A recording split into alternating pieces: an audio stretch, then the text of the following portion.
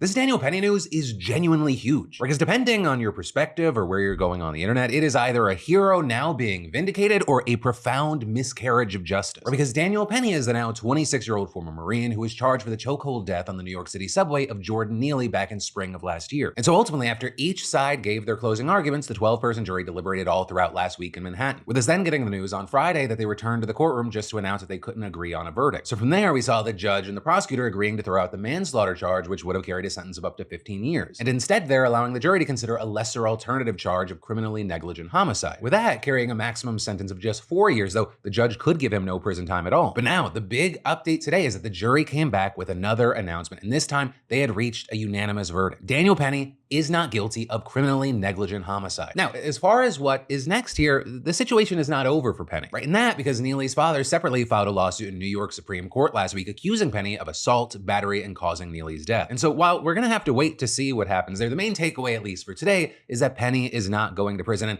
whether you're happy or not about that news, I'd love to know your thoughts about why down below.